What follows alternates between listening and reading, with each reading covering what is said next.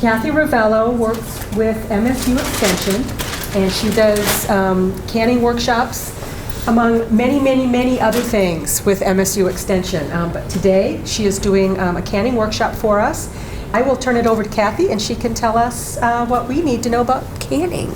Great, great. Thank you, Pam.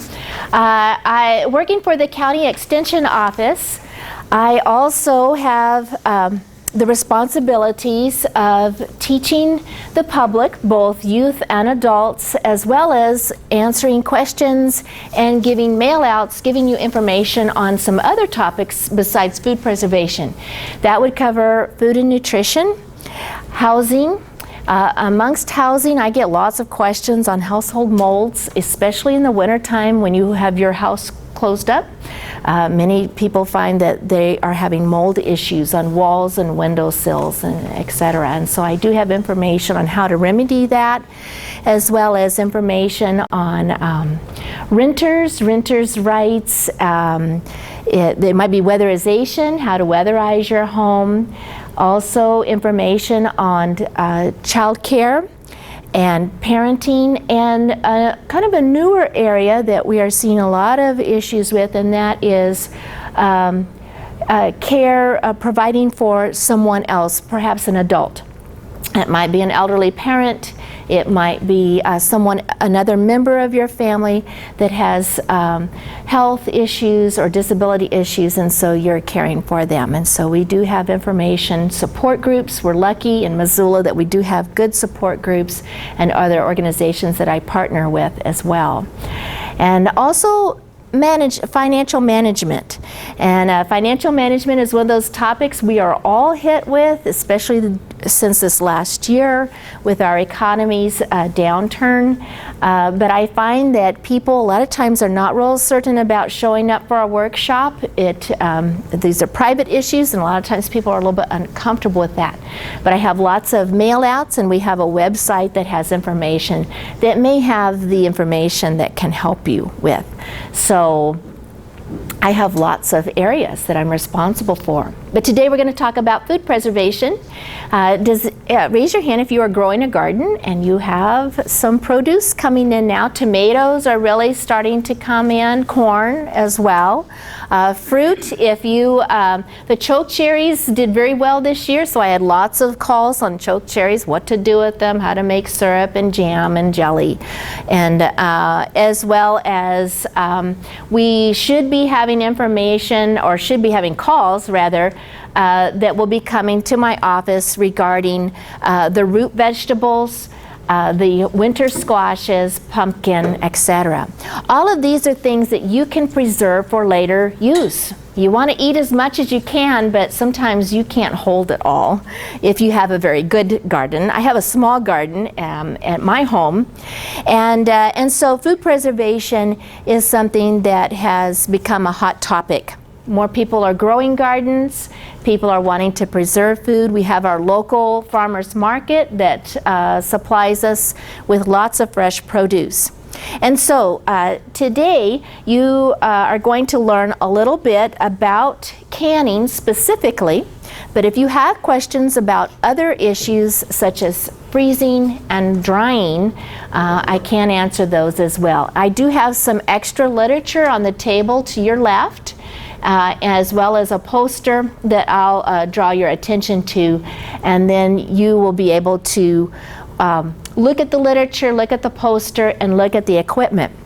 Because a lot of times the mystery is in the equipment. You're not sure what is necessary if you want to do some canning.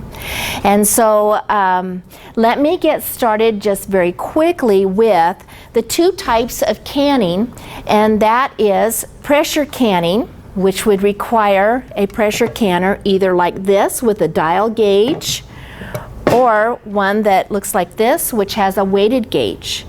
Either can be used. Pressure canning is necessary if you are going to can low-acid vegetables, which are really all of the vegetables except tomatoes. Tomatoes contain more acid, and the whole realm of food preservation is targeted around the pH value of the food. Low acid foods have to be pressure canned in order to destroy the harmful microorganisms that are present, specifically the botulinum clostridium spore, okay? And that is what can grow in a certain environment and cause botulism, which is very deadly. The other types of foods are the high acid foods, and that would involve tomatoes, all of your fruits, and then anything that you're going to pickle. Because pickles are really, you're taking a low acid vegetable, whether it's a cucumber, or it might be green beans, or it might be carrots, and then you're going to add vinegar or lemon juice to them in order to pickle them, and that way you can then use a water bath. So water bath canning is for high acid foods, and it may look something like this. It may have a canner that has a specific rack that allows you to pull the cans up out of the canner, or you can make your own. You will see a lot of canners in garage sales. And the way to choose a good one is that if you have a canner that is level enough to fit on your stove, in other words, the bottom is not warped and it's not going to rock back and forth, and it has to have some kind of a rack. You can make your own rack, which is what I did with this stock pot. This was a plain large stock pot that I have just for regular cooking. And then I happened to find a cake rack that fit just exactly inside. So I don't know how I got to be so lucky. You can also make your own by taking the lids from canning jars. And I didn't bring a bunch of them, but you would take the lids and you would line the bottom of the canner with the lids, and then your jars would sit directly on top of the lid. They're not lids, I'm sorry, but the rings. And so you can create your own rack by doing that. And that way you don't have to worry about a specific size. So the garage sales are a good resource for you. You can certainly purchase a boiling water bath canner for about $20 or $25 in the stores. You can purchase it new. If you are brand new to canning though, I would say hold off. Either borrow a friend's or look for that $5 bargain at a garage sale, because you may or may not use it all the time. In other words, you might need to see, do I like canning? Is this an effort that I want to keep putting forth each summer? And so it might be best for you to hold off then. The pressure canners cost quite a bit more. Brand new, a dial gauge canner is going to run anywhere from $130 to $160 or more, depending on the type that you purchase.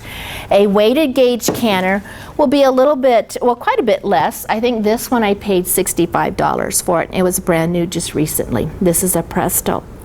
And so I am going to show you a DVD about the canning process, and then that way you'll see an overview of how it's done, and then that way I can be more specific with questions that you have and some of the specifics and explain. Okay?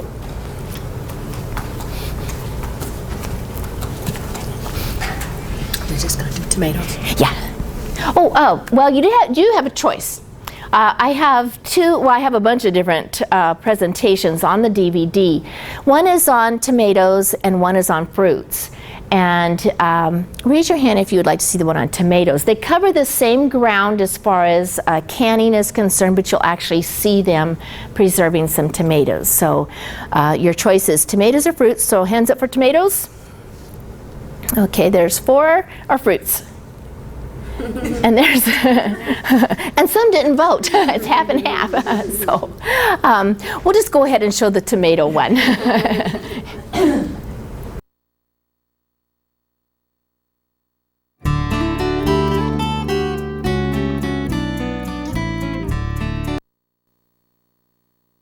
the perfect spaghetti sauce, tomato and basil soup, salsa with jalapenos, onions, and lime, good old-fashioned sloppy joes.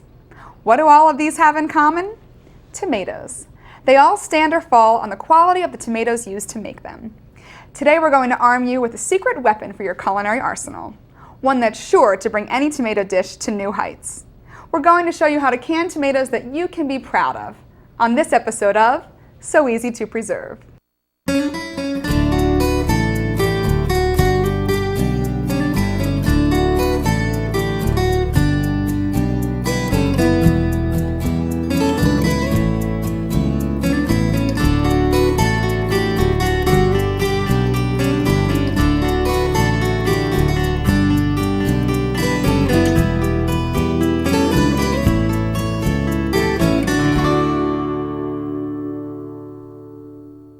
Hi, I'm John Cornetta. And I'm Maureen Petrosky. Welcome to So Easy to Preserve. This series explores the many different ways to preserve foods: canning fruits and vegetables, pickling, making jams and jellies, freezing and drying foods. Today we're going to take a look at how to can tomatoes. And all of the methods that we're going to use are based on the most up-to-date research from the United States Department of Agriculture. They are committed to making sure that canning and preserving food is safe and successful. They are the go-to guys. Canning allows you to take foods that are in season at the peak of flavor and save them all year long for whenever you need them. If you want summer tomatoes for Thanksgiving, you've got them. Also, if you're concerned about what goes into your food like I am, canning is a great way to know exactly what you're eating. But do you know exactly what you're eating? Not really. Did you know that that tomato is actually a fruit and not a vegetable, even though it's not sweet like a peach or pear? But legally speaking, it is a vegetable. I know it's a little confusing. Yes. But in 1893, the U.S. Supreme Court overruled Mother Nature, declaring that the tomato was indeed a vegetable. You can use most any kind of fresh tomato. Beefsteak, Better Boy, Roma, heirloom tomatoes. Really any kind of medium to large tomato. But the best home canned tomato and tomato products are made from the Roma or paste type tomatoes that have more flesh and less water. What doesn't work well is trying to can small tomatoes like cherry or grape tomatoes. You wind up with too many skins and not enough tomato. The important thing is that your tomatoes be fresh and ripe, ideally vine ripe, with no signs of decay or damage. You want to make sure that they're firm and not soft. Like this one? Yes, definitely like this one. Now if they're soft, a little bit too soft for the touch, you might want to save those for something else. Now, if you're lucky enough to pick your own tomatoes, you want to make sure you steer clear of dead or frost-killed vines. Why is that? Because it changes the pH of the tomatoes, lowering the acidity and opening the door for disease. A food's acid content, or pH, determines how it should be processed. Generally, most fruits, pickles, and soft spreads are classified as acid foods. Acid foods can be processed in a boiling water canner. Some fruits, such as tomatoes, figs, and Asian pears, require the addition of an acid so they can be safely processed in a boiling water canner. Vegetables, meat, poultry, and seafood are low-acid foods. Low-acid foods require canning at higher temperatures than can be achieved in a boiling water canner. This requires a pressure canner.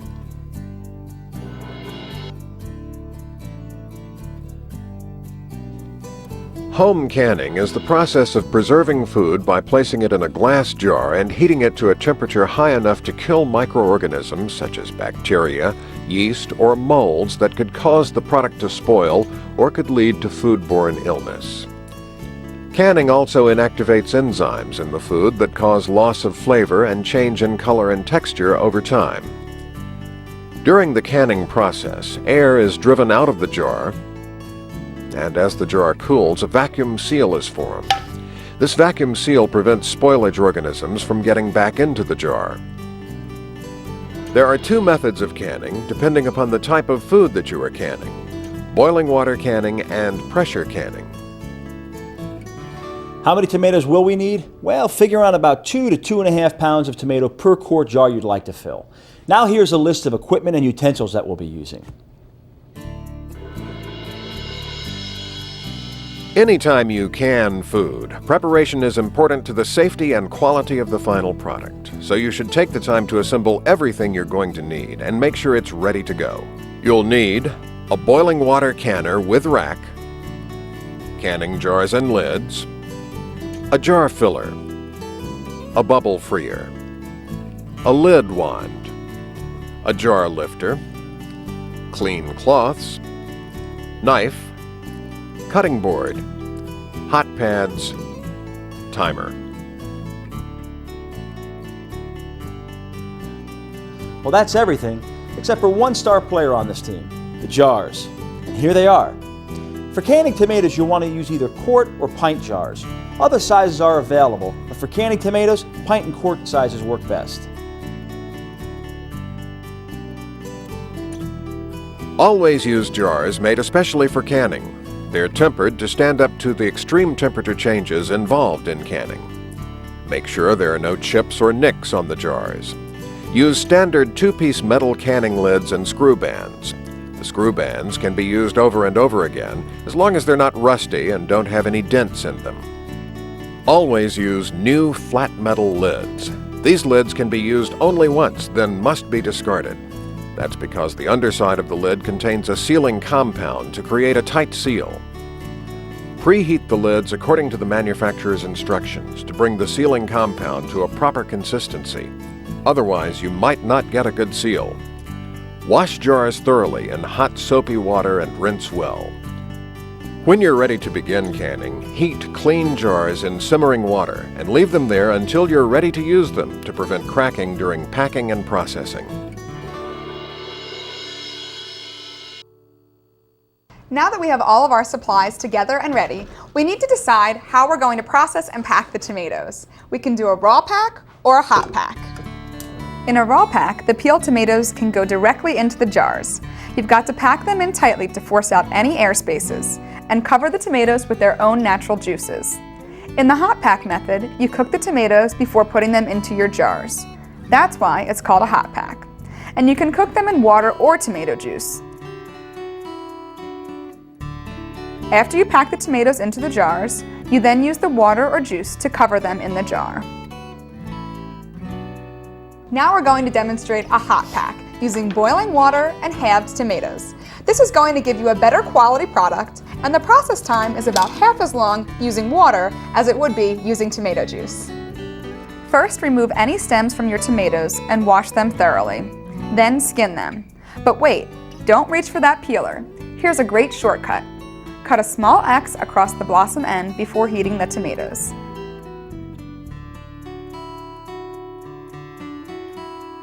Slip 1 or 2 tomatoes at a time into a pot of gently boiling water. Leave them there for 30 to 60 seconds. Then take them out and plunge them into an ice bath to stop the cooking.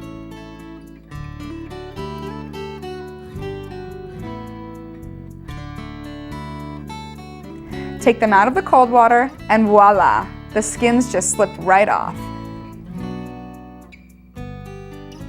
Put your tomatoes into a saucepan. Cover the tomatoes with water and boil gently for 5 minutes before putting them into clean, warm jars. But remember, fruits, tomatoes, and pickles contain acids that react with aluminum, so you should use stainless steel or enamel-clad cast iron pots when cooking these foods. Now there's one important step we can't forget, and that's to acidify our tomatoes. This helps prevent microbial growth, and we can do that by adding powdered citric acid that's made for the canning process, or by using commercially bottled lemon juice. You can get powdered citric acid in most grocery stores or pharmacies. Just make sure it's made for the canning process. As for the lemon juice, it's important that you use commercially bottled lemon juice, not fresh squeezed, in order to get the proper acid concentration. Just add 1 tablespoon of bottled lemon juice or 1/4 teaspoon of powdered citric acid per pint directly to the jars before you add the tomatoes. For a quart jar, use 2 tablespoons of bottled lemon juice or 1/2 teaspoon of citric acid. While it may make the tomatoes a little too tart for some people, the acid must be included for safety reasons. And if you like, a bit of sugar can be added when you open the canned tomatoes and prepare them for serving. However, if you like a saltier taste to your tomatoes, you can add additional salt, as long as you use canning salt. Canning salt has no iodine or additives that can cause darkening or cloudiness in the final product. Here's where all those tools and accessories we talked about earlier come into play. Use the jar filler to pack the tomatoes into the jars. It keeps the rims of the jar clean while filling, which will help create a tight seal. Carefully place the tomatoes into the jar. Think of it like packing the trunk of a car and the tomatoes are the luggage. You want them to be firmly packed, but not so tightly packed that your toiletries get crushed. Pack them too loosely, and they're all just tumbling around in the trunk. When you fill the jars with your tomatoes, leave a ½ inch of headspace. That's completely empty space at the top of the jar. Headspace is completely empty space left in the jar between the inside of the lid and the top of the food or liquid. As a general rule, leave 1 inch of headspace for low-acid foods, vegetables, and meats. 1/2 inch headspace for high-acid foods, fruits, and tomatoes. And 1/4 inch headspace for juices, jams, and jellies. Headspace is important in maintaining food quality and helps lids to seal properly. Once the jars are filled with tomatoes and hot water, break out your bubble freer. If you don't have one of these, a rubber or plastic knife or blade will do just fine. Don't use a metal knife though, because it could nick or chip the inside of the glass jar. Just run it around the edge and sides of the jar, shifting the tomatoes around just a bit so that all the air bubbles can escape and rise to the surface. Once you've done this, you may need to add a little more liquid to the jar. What you're shooting for with whole or halved tomatoes is a ½ inch of empty space between the top of the liquid and the top of the jar, with all the tomato pieces completely covered by the liquid. Now that the jar is filled and the headspace adjusted, it's time to clean the rims of the jars and apply our canning lids. Use a clean, dampened paper towel to wipe the rim of each jar clean, even if it appears clean. This surface must be spotless to get a proper seal. Remove the flat metal lid from the warm water using a lid wand. Sit it gently on the rim of the jar, sealing compound down. Do not push the warm lid down onto the jar rim. Place the ring band over the threads of the jar and turn it until the band is fingertip tight. Stop when you meet resistance to further turning. Do not over-tighten the bands. This may actually prevent the seal from forming by cutting through the warm sealing compound. Great, our hot packed tomatoes are ready to process. Adding acid to tomatoes makes it safe to can them using a boiling water canner. There are no research-based tested processes for canning tomatoes without adding acid. The USDA does, however, have some alternative processes for canning your tomatoes, like using a pressure canner, but acidification is still necessary. Boiling water canning is a simple process, but it must be done correctly. During the boiling water canning process, heat is transferred into the liquid and food in the jars by the boiling water. Place the rack in the bottom of the canner. Don't let the jars touch the bottom of the canner. Fill the canner at least 1/2 full, depending on how many jars you will be processing. For fewer jars, you'll need more water. Bring the water to a simmer, or 180 degrees Fahrenheit for hot pack foods, or to 140 degrees Fahrenheit for raw pack foods. The water should not be boiling. After jars are filled and rings adjusted, use a jar lifter to place jars onto the canning rack. Keep jars upright at all times. Space the jars evenly around the inside of the canner. Add or remove hot water to place water level at 1 to 2 inches above the jars.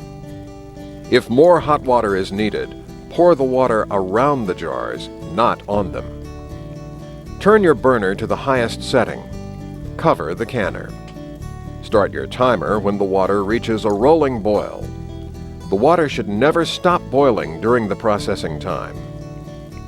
Keep the water level and temperature constant. Have a small pot of extra boiling water handy. If more water is needed during the process, add it around the jars, not directly on top of them. Process for the full time required by the recipe. At the end of the process time, turn off the heat and take the lid off the canner, tilting it away from your face to prevent steam burns. Wait 5 minutes. Our hot packed tomatoes covered in water will require 40 minutes for pint-sized jars and 45 minutes for quart jars. Tomatoes prepared in different ways will require different processing times. Just be sure to check with the book, So Easy to Preserve. These times apply if you're canning at sea level to 1,000 feet. If you're canning at higher altitudes, like say Mount McKinley, you'll need to process them longer. Altitude affects the processing time of foods. Higher altitudes mean longer processing times. A pint of tomatoes that takes 45 minutes to process in New Orleans, Louisiana, will take an hour to process in Boulder, Colorado. So it's important to always check altitude adjustments when canning. Each USDA process has an altitude table with it. Each step is important to ensure a safe and delicious final product. There is a lot of ritual involved, but it's all a part of the pleasure of canning. It's a way to connect with the food and helps us really pay attention to it and appreciate it. You know, canning might be a rewarding process, even if you never open the jars. But with canned tomatoes, who in the world could resist? I mean, sometimes I can't even wait for these jars to cool. And speaking of cooling, using a jar lifter, remove the jars from the canner. Keep them upright at all times. Don't tilt the jars to pour water off the lids. Place hot jars upright on a rack, folded towels, newspaper, or a wooden cutting board. Leave at least 1 inch of airspace between jars. Don't place jars on a cold surface like granite or marble. They may break. Do not retighten the ring bands or push on the lids. Let the jars sit undisturbed to cool naturally for 12 to 24 hours. You might hear the lid pop as the vacuum seal forms. When the jars have cooled for at least 12 to 24 hours, check for seals. your tomatoes are canned and cooled, but did they seal properly? Here's how to be sure. After your food is canned and cooled, how can you be sure your jars have sealed properly? Lids should seal with a popping sound while cooling. Lids should curve downward and not move when pressed. If a jar isn't properly sealed, refrigerate it and use the contents within a couple of days, or reprocess the jar. Once you have the basic canning method in place, there's no limit to what you can preserve. If you have whole tomatoes around that aren't quite perfect for canning, you can chop them up and make tomato sauce, and can that too. Just make sure that when you're choosing your tomatoes, they're of high quality with no signs of decay or spoilage, and you want to make sure those tomatoes are picked before frost hits the vines. To make unseasoned tomato sauce, wash tomatoes, remove stems, and cut off any bruised or discolored portions. But beware, as soon as you cut the tomatoes, the enzymes in them will cause the liquid and the solids to separate. It doesn't affect the taste, but it's not pretty. To prevent tomatoes from separating, use the hot break method. Quickly cut about a pound of tomatoes into quarters and put directly into the saucepan. Heat immediately to boiling while crushing. Continue to slowly add crushed, freshly cut tomato quarters to the boiling mixture. Make sure the mixture boils constantly and vigorously while you add the remaining tomatoes. Simmer for 5 minutes after you add all the pieces. Heating the tomatoes in this way destroys the enzymes before they can do too much damage. If you're not concerned about separation, you can skip this step and heat all your chopped tomatoes at once. Press the heated tomatoes through a sieve or use a food mill to remove all the skins and seeds. Put the sauce in a wide saucepan and simmer it until the volume is reduced by 1/3 for a thin sauce or reduced by 1/2 for a thick sauce. Add 1 tablespoon of bottled lemon juice or a 1/4 teaspoon of powdered citric acid for pint jars. Double these amounts for quart jars. Fill the hot jars with the tomato sauce, leaving a 1/4 inch of headspace. Then you can process them in a boiling water canner for 35 minutes for pint jars or 40 minutes for quart jars. Remember that all of these times vary based on the altitude you're canning at. And since you have the food mill out, why not whip up some seasoned tomato sauce as well? Place 10 pounds of peeled, cored, and chopped tomatoes in a large saucepan. Add 3 finely chopped medium onions, 3 minced cloves of garlic, 1½ teaspoons of oregano, 2 bay leaves, 1 teaspoon canning salt, 1 teaspoon black pepper, a ½ teaspoon of crushed red pepper, and 1 teaspoon of sugar. Sugar helps balance out the acidity and round out the flavor. Bring all the ingredients to a boil and simmer for 2 hours, stirring occasionally. Press the mixtures through a food mill and discard the seeds. Add lemon juice or citric acid to ½ pint or pint jars in the same amount as for unseasoned sauce. Pour the sauce into jars, leaving a ½ inch of headspace, and wipe the rims and place the lids on. Process pint and ½ pint jars for 35 minutes in a boiling water canner. You may have your own favorite tomato sauce recipe that you'd like to can. The bad news is it's really not safe to experiment with your own recipes. Well, what should they do? Well, what I do is I go ahead and I can the basic tomato sauce and bring it out when I'm ready to use it. Take a frying pan, add some olive oil, garlic, mushrooms, olives, chicken, whatever you want. Then add your tomato sauce to it. This way you know that it's safe. So what you're saying is once you're armed with fresh canned tomatoes and tomato sauce, every meal becomes a chance to use your imagination? That's right. How about some fresh tomatoes on an omelet? Or I bet you would love some fresh tomato sauce on lasagna. You know it. There is just no way that a tin can from the grocery store can compare to this fresh tomato taste. That's right. And there are tons of other tomato sauce recipes available on our website at soeasytopreserve.com and in the companion book, So Easy to Preserve. Canned tomatoes are iconic, a classic example of pure American goodness. Can them when they're in season, and you'll have them at your fingertips all year long. As you can see, tomatoes are just one of the many foods that are so easy to preserve.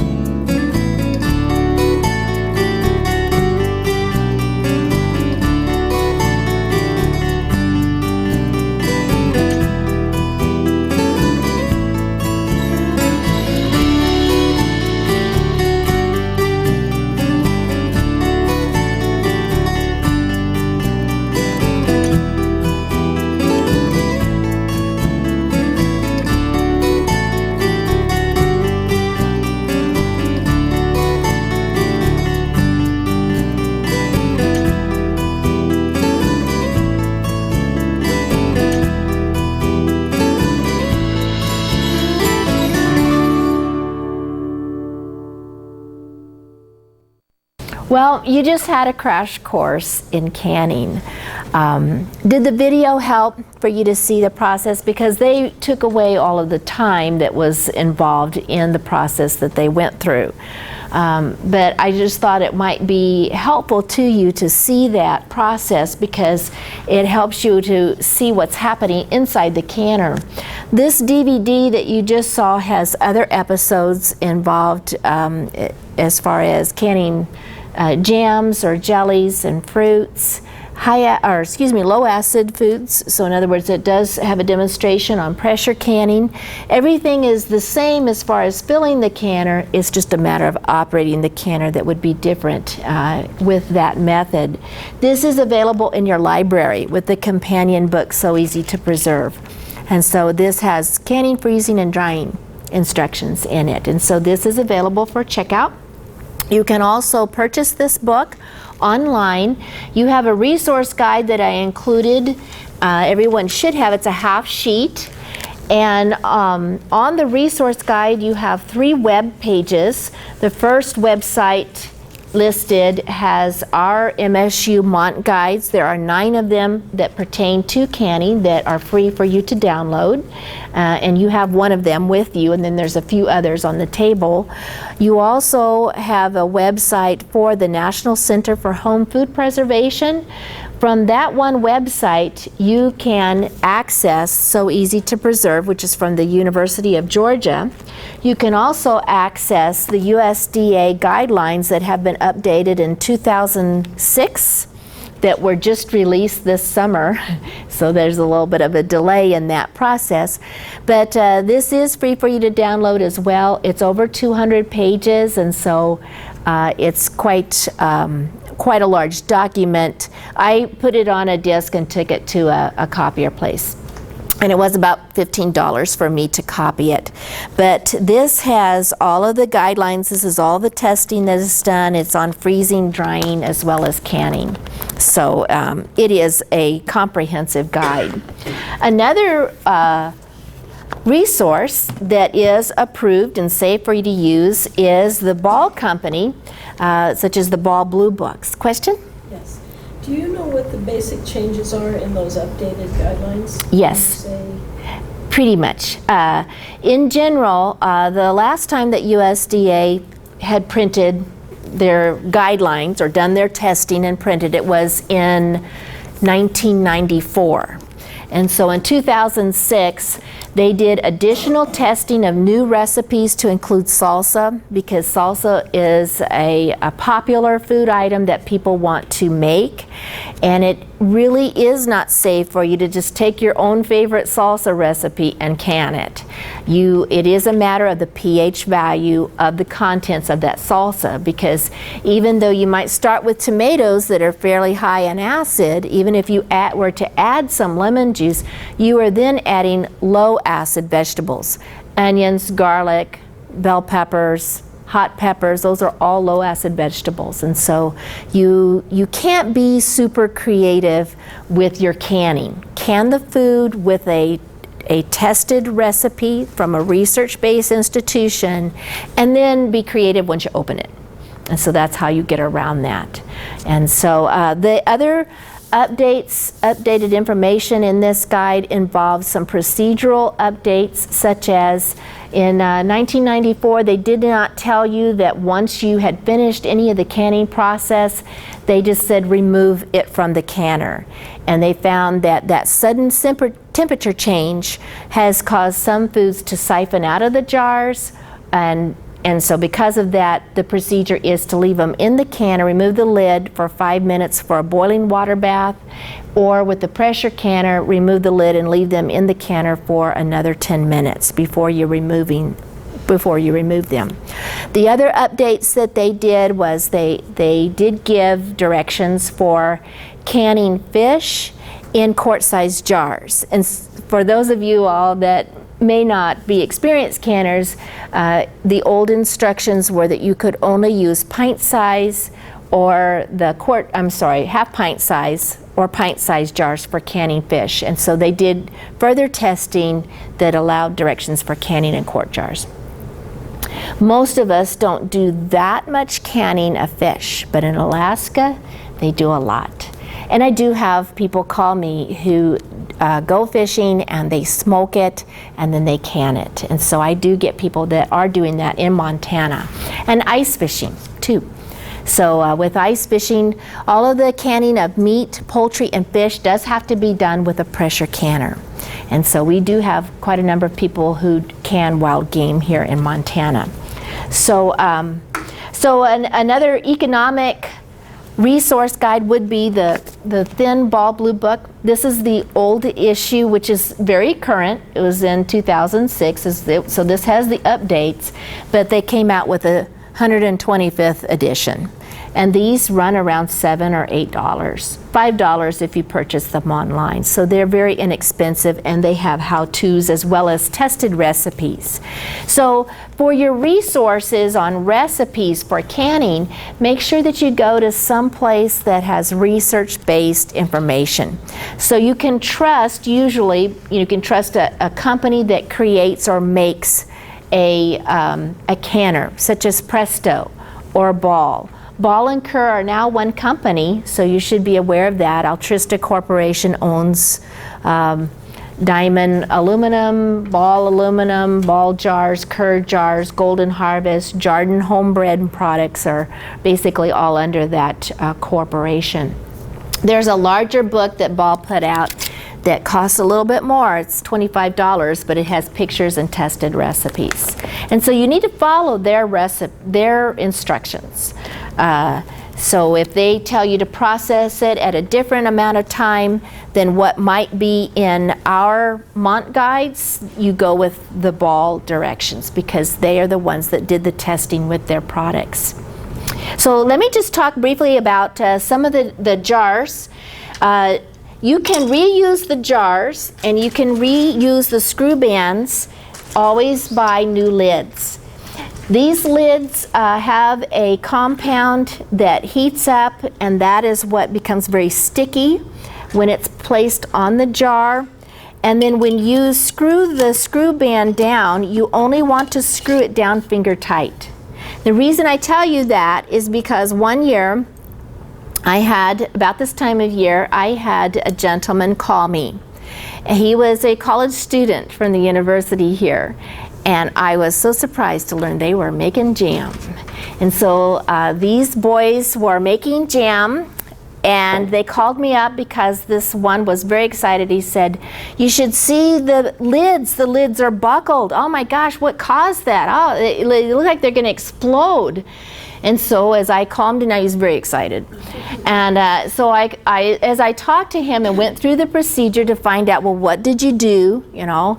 And he was yelling back to his roommate the whole time. "Did you do this?" "Yes, he did that." "Did you do that?" "Yes, he did this," etc. And so when we got to the part where I said, well, when you put the screw band down, did you just put it on finger tight, or did you really crank it down hard? And he goes, "Hey, so-and-so, what'd you do?" And he said, "Oh no, he cranked it down really tight because he didn't want anything to leak out." Well, what happens is air has to leak out. That's why it's only finger tight that you screw the screw band down, because the air basically is getting sucked out of the jar and it has to have some place to go. So it is escaping from that lid, and it had nowhere to go, and that's why the lid buckled up. And I'm surprised the jars didn't break. So that was one of the many interesting phone calls that I get. Oh, go ahead. About that? Yes. Is that stuff still usable, or did they have to discard it? If it's sealed, but it wouldn't have sealed, because if it was buckled, there's going to be a loose edge. But if it had sealed, as long as it remains sealed, it's good. And you were able to finish the processing time. And so one thing that I tell people, this is where it's not sealed, when you can hear this. Okay? Once it becomes sealed, it's indented, and there is no give in the jar. Okay? I always store my products without the screw bands for two reasons. One is, during the processing, when you take the jars out of the canners, whether it's pressure or boiling water bath, there's water on top of the lid. There's also water underneath this screw band. And so if you just let it dry, because we tell you don't touch the jars until they're completely cooled, which is about 8 hours or more, water is trapped underneath and the bands rust. So over time, you want to be able to reuse the bands. You can't reuse them if they're all rusty. And so, so store them without the bands to prevent rusting of the bands. And then also on the shelf, I can tell if this becomes unsealed later. It's very obvious to me. I'll see that it has popped up. If anything has oozed out, I really have a problem, because that means some bacteria had grown and expanded. And so I certainly have to throw anything away that has become unsealed. And so it's more visible. It should remain as long as it's just, you know, I can't pull it off with my fingers. I could probably force it off, boing, you know, but it is sealed, and so this is good. An example is the green beans. I had a coworker can these green beans, and when they were finished, she had some liquid loss, because you should only have 1 inch of head space. There's a little bit more, but there was foam all in the beans. We looked and looked and looked and couldn't figure out what was wrong. Was there really anything wrong with them? She had followed all of the procedures, all the foam is gone now. But it remained for several days, and my guess was that there was some residue in the jar, perhaps from the dishwasher. And maybe it was soap, which would create an off flavor.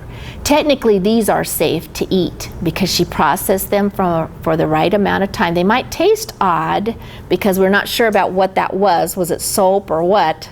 And I left the lid, the screw band on because there's a sticky, she didn't wash the jar off. You also will have to wash the jars off because you'll have mineral deposits all over the outside of the jar. And so we didn't wash it off, and right now if I were to undo, because it's kind of sticking, I'm afraid that it might loosen the top of the jar. And so this is one of my, I call these my bloopers. These are things that, that went wrong. Okay, so this probably is still safe to eat. Now, a lot of people ask me, well, how long can you store the food and it still be good for you to eat later? Canning is supposed to allow you to eat from season to season. So optimally, you want to only store your canned goods for 1 year.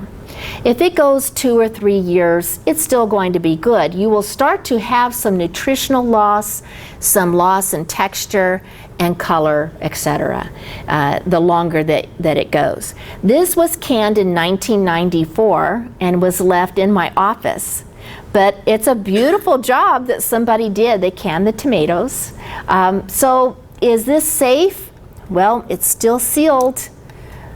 I'm not going to eat it though, unless we're in some type of a disaster and there's no food around. Then I'm going to wrestle you to the ground for this, okay? So it's probably still safe, but it's not, the quality's not going to be good. The nutritional value is diminished, and so there's not really much of a point.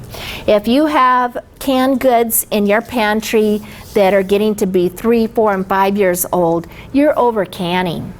You need to slow down a little bit because the quality and the nutritional value doesn't last as long as commercial canned goods. Light does affect it. Here is a can of some pickles. These are kosher dill pickles.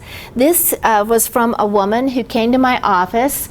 She was an experienced canner. She had used the same dill pickle recipe that had won prizes at fairs, and she gives them every year as gifts, the pickles. But this year, the only thing she did different was she used a different vinegar. It was an organic vinegar, which there's nothing wrong with using an organic vinegar, but it was one that she was unsure about the acid level.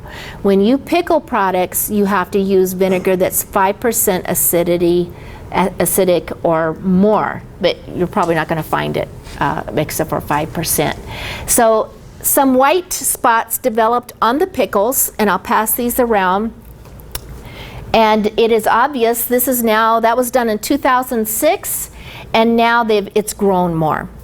So that is yeast spores that have grown on the pickles, more than likely. And so that was the only thing that we could figure out that was different. She had to throw away over 20 quarts of pickles. So it was really sad. This was done recently, or I think this was last year. This is some canned beets. The canned beets had a problem. What happened was they've lost a lot of their color. The beets are supposed to maintain the red color. That does happen with different varieties. The beets were kind of large. You don't want to can beets, as far as quality is concerned, any beet that is over about 3 inches in diameter. So these were pretty large to begin with. The variety does have a factor as its ability to maintain its color, but there's obviously been a loss of liquid. The beet liquid siphoned out. What happened was the person who did this admitted, well, I was in the middle of pressure canning them and the phone rang and my dog was out. So I had to turn off the stove and go out to get the dog back into the fence. And then when I came back, I had to start all over again. And so that was a loss of pressure from the canning interruption, and that made the liquid siphon out. Are these safe to eat? Probably they're safe, but they're not going to taste very good. They don't look very appealing, and so she ended up discarding the beets and starting over. Sometimes there's bloopers that happen that there's nothing, I mean, there still is a good quality product. This is pickled asparagus. These were some that I did, but I wasn't able to pack them in very tight. You can see that the vegetables shrink during the processing time. And so I should have either packed them in more, or I don't worry about it too much. I mean, it's just a little bit waste of the number of jars that I had to use to do that batch of pickled asparagus. Some other things, when you find some wonderful jars, this is a canning jar. It's a German brand, and you can see that it's oval. It's beautiful. But I do not have the tested directions for using this type of a jar, so I won't use it for canning. It has to be the round mason type of jars, with one exception. Ball came out several years ago and created kind of almost a square looking jar, and it's got a different shape. But I had to use their directions because their directions were tested for this shape and size of container. This is kiwi daiquiri jam that was done in 2008, so it's a year old. It's starting to lose its color. So I'll pass it around. You can see that fruit floats. All fruits and vegetables have air trapped in them, so sometimes they float a little bit. That's not a crime. But the green was a better color green. I gave some away as gifts, and then when I visited the pantry this year and pulled it out, I thought, ooh, this is kind of turning army green. So it is, the green color is starting to diminish. So it probably tastes okay. So there's nothing wrong with it. You saw the different utensils. This pack of utensils costs about $6 or $7 in a little package. When I started canning in the 70s, we did not have all of this stuff. We did have funnels. I do recommend a funnel. It is so much easier. You will not like canning if you don't have a wide mouth funnel. These can be purchased separately for just a few dollars. It doesn't cost a whole lot. The other thing that I would say is an absolute must is a jar lifter. You have to be able to get the jars out of the can, out of the canner rather. And so this is one way for you to be able to pick them up. Otherwise, tongs are not going to hold on to the jars. You can't really reach in with a hot pad because that's going to get wet. So this is very important. This is really nice though. This is the jar, the lid lifter. It's a magnet on the end, and when you are fishing the lids out of the pan that are being heated in the pan, this is a way for it to for you to get it out of the pan and then put it on to the jar when you are canning. The bubble wand is really just a plastic stick. You could use a plastic knife. This particular one happens to be fancy, and it has 1/4 inch measurements so that you could measure the head space on your jar. And so it is a handy tool, but of course you could use other things. So, do you have any questions that I haven't covered? It said that you had to use canning salt. What if when you can tomatoes, you did not use canning salt? You don't have to. If you're canning vegetables, salt is only for taste. So you could leave the salt out completely. The reason why canning salt is important is that normal table salt has additives in it to prevent it from caking, the salt from caking, and then also the iodine that might, if it's iodized salt. So you would have to use either canning salt. You could use a kosher salt as long as it's in granular form, okay, because there are some salts that are in a flake form, and those would not work very well. And with pickles, salt is part of the pickling process and the flavor and everything, and so it's really important for the pickles. And so you wouldn't want to leave it out altogether, although we do have a recipe for a reduced sodium pickle. If you use sea salt, is that? Look on the list of ingredients just to make sure, but I believe that sea salt is okay. You just want to make sure that it is, and don't just rely on the word natural. Make sure that there are no additives in the salt. So it needs to be a salt that's in the granular form with no additives. If there were additives, then we should... Don't use it. Good question. I brought a box of paraffin because, and I put a a paraffin buster on there, symbol, because a long time ago, when you canned jelly or made jelly, I mean, I started out doing this, you melted paraffin and you poured it on top, and all you're doing is sealing the air out from the jelly. And that really doesn't preserve it. It'll keep it for a while, but it's no different than just putting a lid on the jar and putting it on the shelf. You will have mold grow over time, and so this is no longer used. Also, in warm climates, that paraffin melts, and so it pulls away from the side of the jars. A couple of other things you should be aware of is the open kettle method. That is, once again, when I grew up making jam or jelly, the other practice was to have hot sterilized jars. The lids and the rings were hot, and you poured everything into the jars hot, and you put the lid on and you screwed the band on. Sometimes they would tell you to turn it upside down. It does not destroy any microorganisms. Once again, it's really no different than you just putting jelly on a shelf, opened, unrefrigerated with a lid on. So it doesn't preserve the jam. And so be aware of that. That's called the open kettle method, and that's not really preserving the food.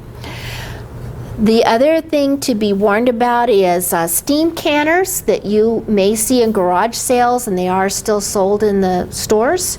Steam canners give inconsistent results, and for that reason, USDA, when they did their testing of steam canners, they cannot recommend them.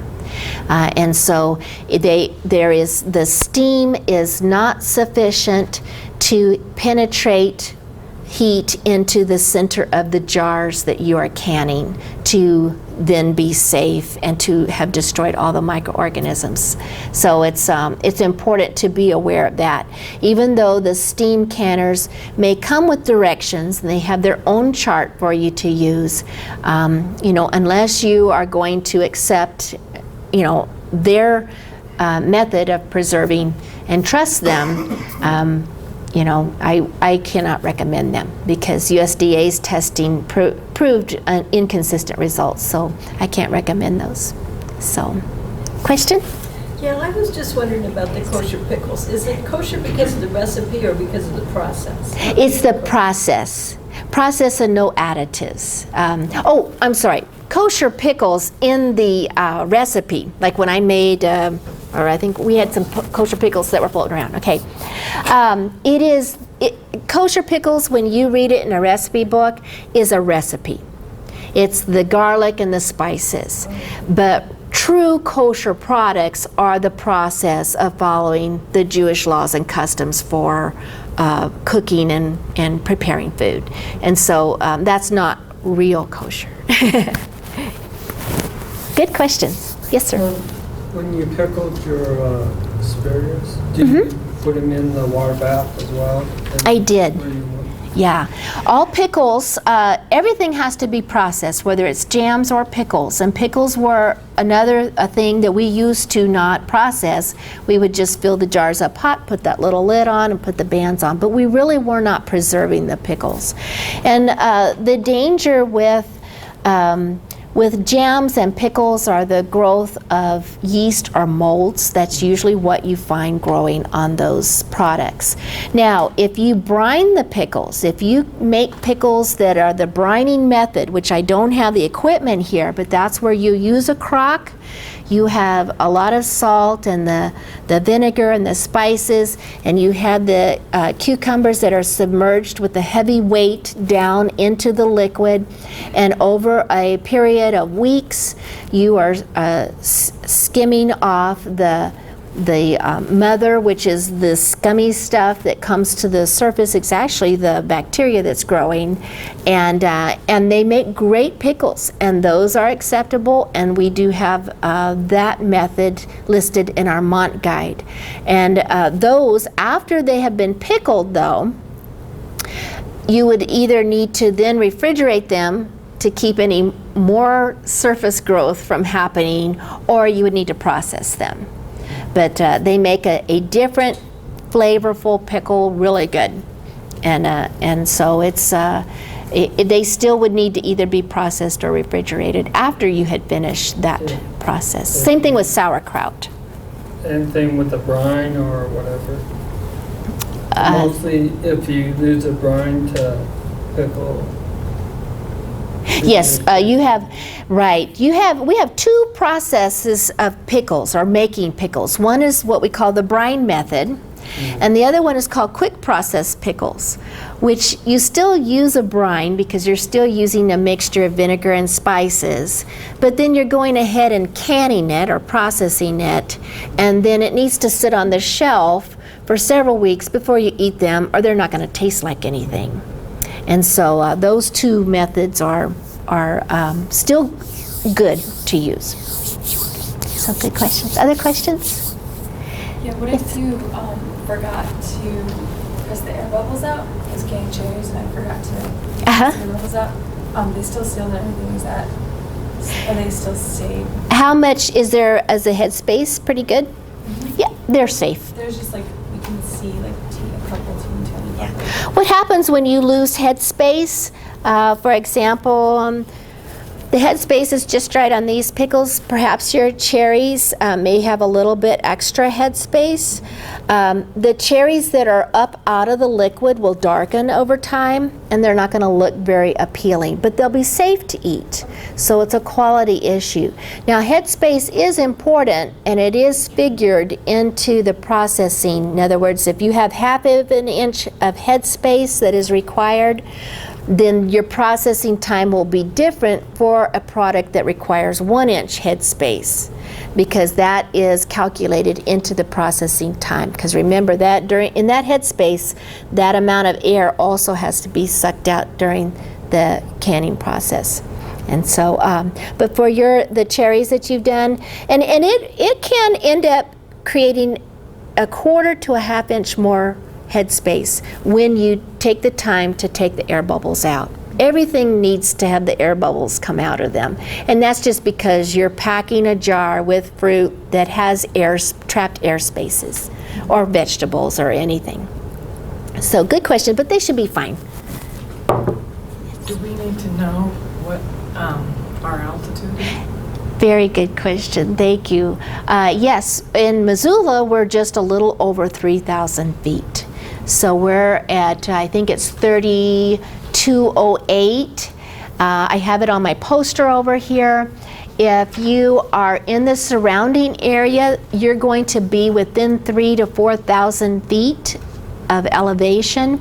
And so that will be one directions, you'll have to add. Whenever you go up in altitude, you will either have to increase the amount of time that you use the boiling water bath, or you have to increase the pounds of pressure, and the time stays the same. In Missoula, if you are pressure canning, you have to use 12 pounds of pressure instead of 10 pounds of pressure. Recipes, whether it's for canning or for cooking, are all written at sea level. And so with the sea level directions, water boils at 212 degrees. In Missoula, it boils about 206 degrees. It does not get as hot as it does at sea level, and that's why we require a longer time in the boiling water bath, or an increased amount of pressure time. The pressure canner actually gets up to 240 degrees, and so that we have to increase the amount of pressure to do that here in Missoula. Yes? So if we followed the ball book, the yellow book, and we did, I guess it says like 40 minutes or something, if we followed those instructions, are those foods safe to eat? Yes. They are? Yes, they should be. Okay. Yes. But even though those were written for sea level and we did them here? Oh, okay. In the Ball Blue Book, you'll have a recipe, and in the recipe, it will tell you a certain amount of time. Like it will say process 10 minutes. But in this book, if you read the beginning of that chapter, it will say you must make adjustments for your altitude. And so with Ball, they may have said, okay, you have to add 10 minutes. So if you did not add that additional time, it depends on what it is. If it's jam or jelly, just be aware that you want to eat it up fast. If it is something like pickles, well, really anything else, anything other than jam, jelly, or preserves, I wouldn't eat it unless you just did that procedure within 24 hours, and then I'd refrigerate it and then eat it when I could get to it. So it is a matter of safety. But the jams and jellies, the risk is mold growth, and you know, you'll be able to usually detect that. For most of us, that's not going to present a significant health problem unless you're asthmatic, you know, so there are issues with allergies. If it is pickles, if it's the amount of under-processing the pickles and or not using an approved recipe for pickles, I wouldn't eat it, because you are pickling a low-acid vegetable. So very important, you know. When in doubt, throw it out. But you can call me first, and we'll talk about it. Because I did have somebody make jam, and they did not process it. They had gone to a blog, actually, on the internet, had a wonderful apricot jam recipe, and they followed it, except it did not tell them to process it in a boiling water bath. And so she was worried, gosh, I made this for gifts. Can I still give them as gifts? Well, as long as you're giving the gifts right away, and you tell the people, use this up right away, I didn't process it. You know, just let them know. This is not going to stay a year on the shelf. Because even in that person's blog, they admitted that they actually did not like using a boiling water bath canner. They shunned that procedure. They said, don't worry, only about 5% of what you can is going to come unsealed or mold, or you know, have mold on it. And I'm thinking, well, 5% of what you've gone to all that trouble, that's still not good enough. I mean, that shows you that it's not preserved. When you can properly, 100% of your food items will stay preserved. And so it's a lot of work to do the canning. It makes gifts be very special. So don't be afraid of it. Just be informed, get the information, and then have some fun.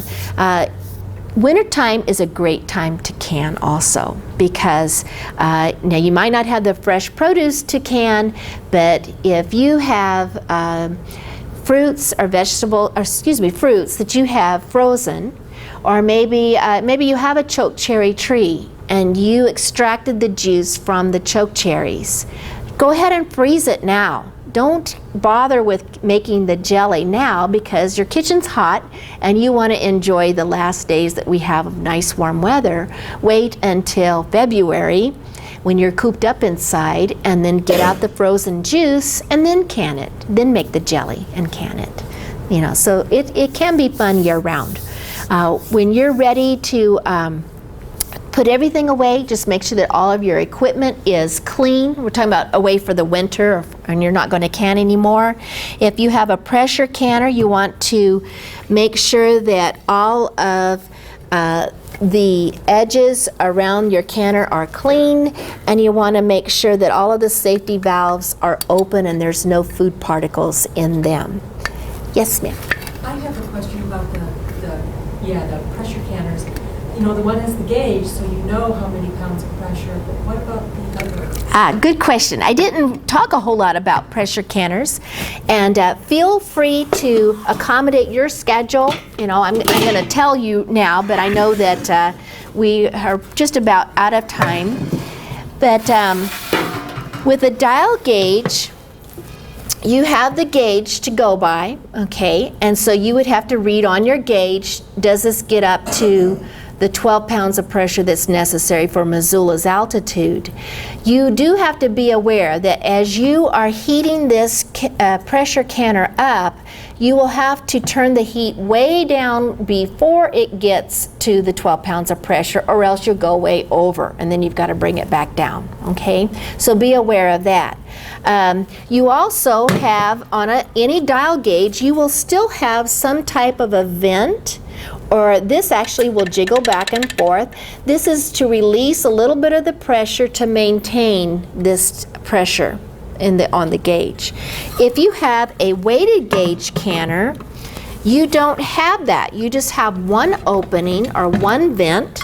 You usually have this is a removable weight, and this weight comes in 3 pressure choices, 5, 10, and 15 pounds of pressure.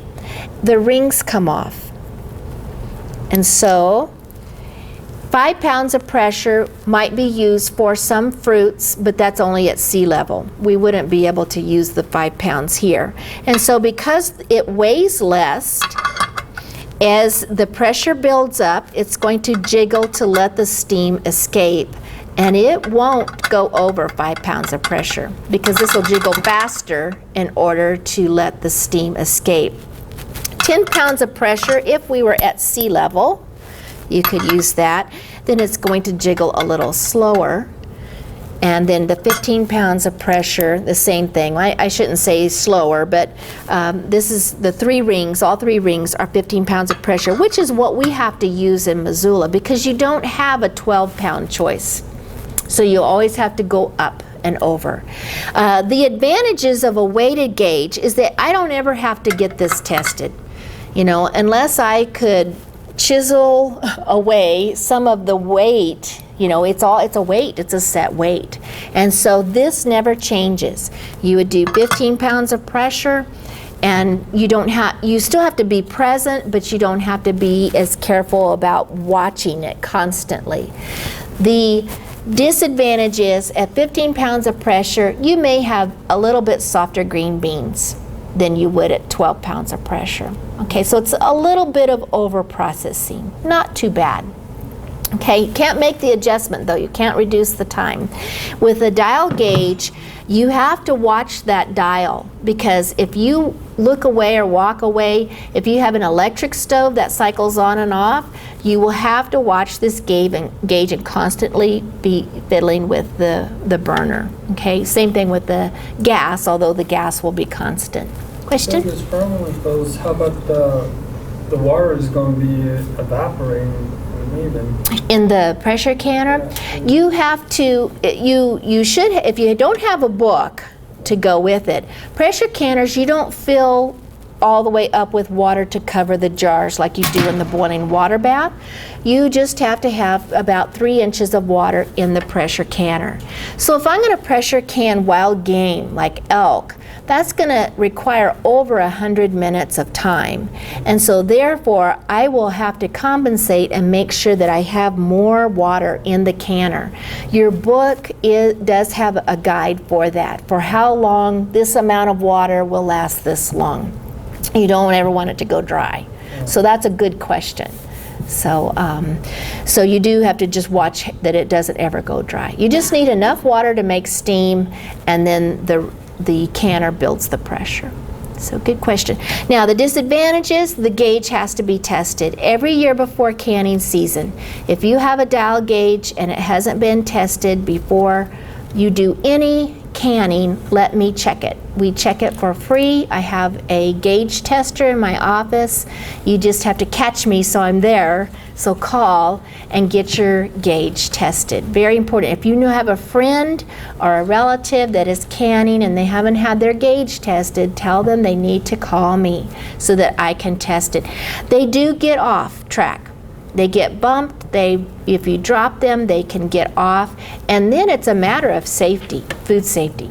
Because if this at 12 pounds of pressure is really measuring, maybe it's measuring higher, 14 pounds of pressure, then you'll have it turned down and you'll really be, instead of canning at 12 pounds of pressure, it might be 10 pounds of pressure.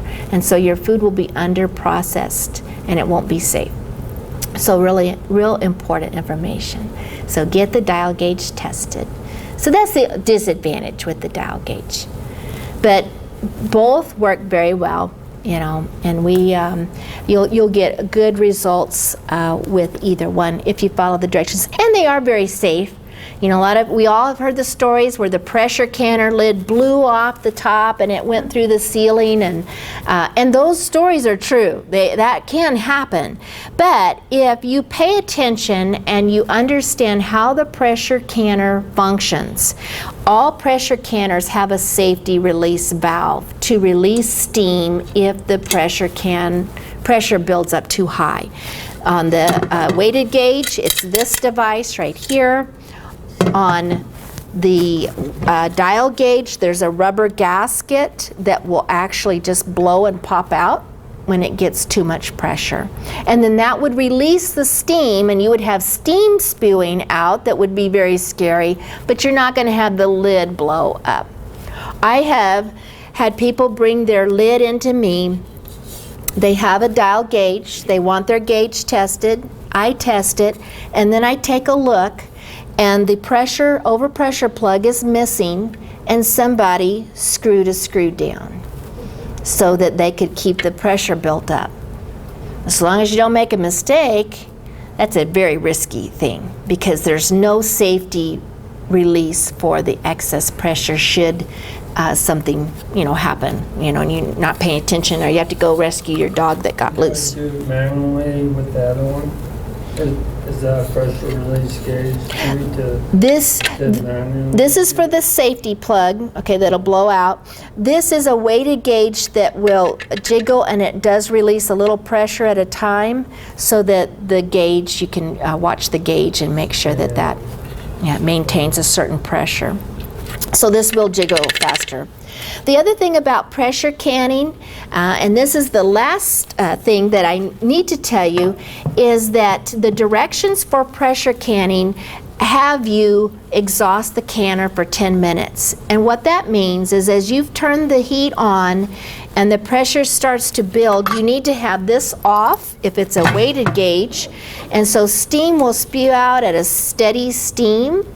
And you need that to occur for 10 whole minutes, because you're literally removing the air out of the canner, not the jars, but the canner. And then you put the pressure device on, and then you start your timing process. So that 10 minutes of pressure canner exhauster is important. So.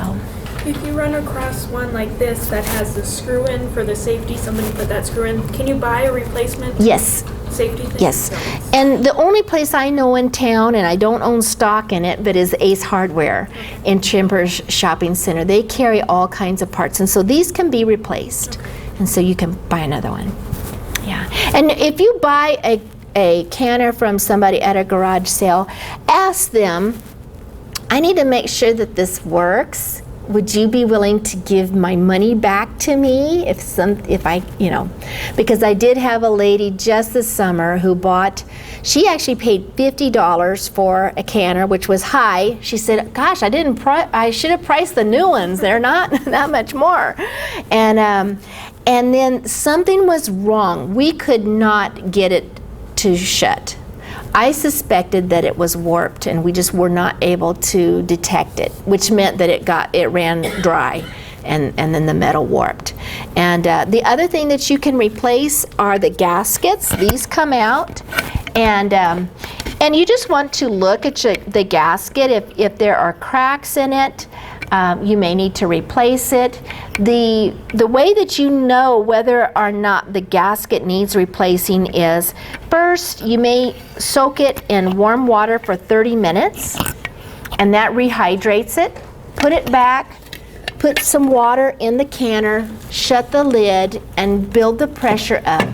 If you have steam escaping from the sides, then you need a new gasket. So you want to make sure. And that's what I would tell anybody that is new to canning, or you buy a new canner. This one is brand new. So I take it home, do this, fill it up with 2 or 3 inches of water, no jars in it, shut the lid, read the instruction book so that you know what should happen, build the pressure up just like I had told you about exhausting the steam and putting the weighted gauge on, or with this you basically close this opens and closes, and then see how it works so that you're not afraid of it and you know what to expect before you start canning the food. So So the main thing is if you buy one that's already been used at garage sales, you just don't want to get one that's been warped. You can pretty Right. much replace the gas. You can replace, you can even replace these handles on them. They sell these, usually you have to go online. So the main thing is if you buy one that's already been used at garage sales, you just don't want to get one that's been warped. You can pretty Right. much replace the gas. You can replace, you can even replace these handles on them. They sell these, usually you have to go online, although I think Ace might have certain, depends on the brand. Okay. You know, so good questions. I always see them for sale. Oh yes, they're everywhere. They're like Nordic tracks, you know, they're all over the garage sales, always have those available somewhere. So you are welcome to stay afterwards if you want to ask me anything specific, but thank you so much for coming. I really appreciate you giving your time and learning something new, and I hope to hear from you. So thank you.